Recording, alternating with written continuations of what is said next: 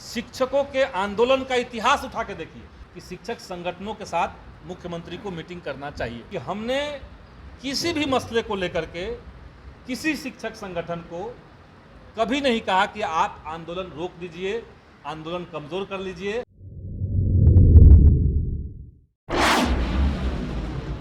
लगातार कई ऐसे शिक्षक संगठन हैं जिनका ये डिमांड था कि आखिर 5 अगस्त को होने वाले मीटिंग में क्यों शिक्षक संघों को नहीं बुलाया गया, सिर्फ सत्ताधारी दल के नेताओं को बुलाया गया, शिक्षक संगठन को इससे दूर रखा गया। राज्यकर्मी के दर्जा को लेकर के मीटिंग में क्या कुछ हुआ उस पर लगातार संशय है इन लोगों में, क्योंकि जितने भी संघ संगठन के लोग थे शिक्षक संघ के, वो उनमें से किसी भी एक नेताओं को नहीं बुलाया गया, जिसको लेकर के आक्रोश था। इस पर संदीप सौरभ ने खुलकर बता दिया कि क्या कारण थे कि इन शिक्षक संगठन के किसी भी नेताओं को उस मीटिंग में शामिल नहीं किया गया।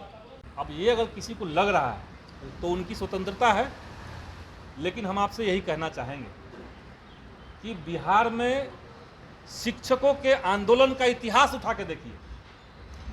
नियोजित शिक्षकों की जब से बहाली शुरू हुई है 2003 से, उस समय से लेकर के आज तक नियोजित शिक्षकों के जितने भी आंदोलन चले हैं, छोटे से मांग से लेकर के बड़े मांगों तक, सब आंदोलन में क्या कभी ऐसा हुआ है कि आंदोलन के दबाव के बाद माननीय मुख्यमंत्री को स्वयं जनता के सामने सार्वजनिक मंच से इस बात की घोषणा करनी पड़ी हो कि हम आपकी बात को मान लेते हैं, आपकी बात को मानेंगे? ये पहली बार हुई। ये घटना पहली बार हुई है कि मुख्यमंत्री ने 15 अगस्त को कहा। तो ये क्यों कहा? हम नहीं करें कि हमारे नेतृत्व के चलते कहा, लेकिन ज़रूर उसमें हम लोगों ने जो सामूहिक शिक्षकों के सामूहिक संघर्ष का जो प्लान किया, उसका एक असर है, ये तो हम कह सकते हैं। दूसरी बात कि हमने किसी भी मसले को लेकर के किसी शिक्षक संगठन को कभी नहीं कहा कि आप आंदोलन रोक दीजिए, आंदोलन कमज़ोर कर लीजिए, आंदोलन को दूसरे डाइवर्ट कर लीजिए, ऐसा कभी नहीं कहा। हमारी पार्टी का आज के समय में सरकार में रहने के बावजूद जो भूमिका है उससे आप लोग वाकिफ होंगे।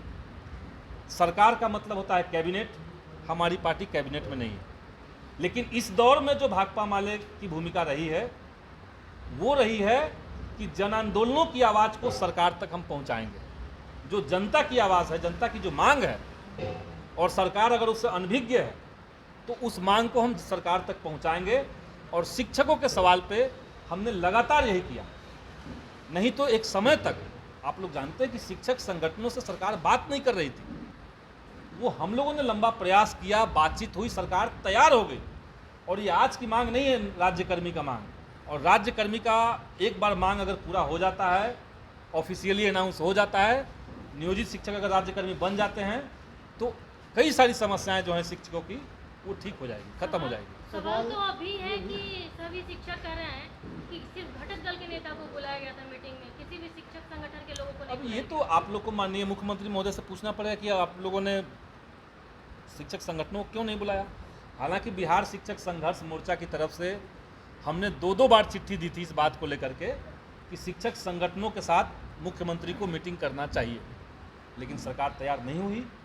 सरकार ने महागठबंधन की पार्टियों को बुलाया उस पर, और 2 घंटे की चर्चा हुई। ऐसा नहीं था कि उस मीटिंग से पहले सरकार सब मान करके आई मीटिंग में आई थी। मीटिंग के अंदर ये मनवाना पड़ा, और उसके लिए जो हम लोग के तर्क पहले से थे, जो हम लोगों ने मीडिया में कई बार उस बात को कहा था, उन तमाम तर्कों को हमने सरकार के सामने रखा, और तब जाकर के इसका रिजल्ट सामने आया।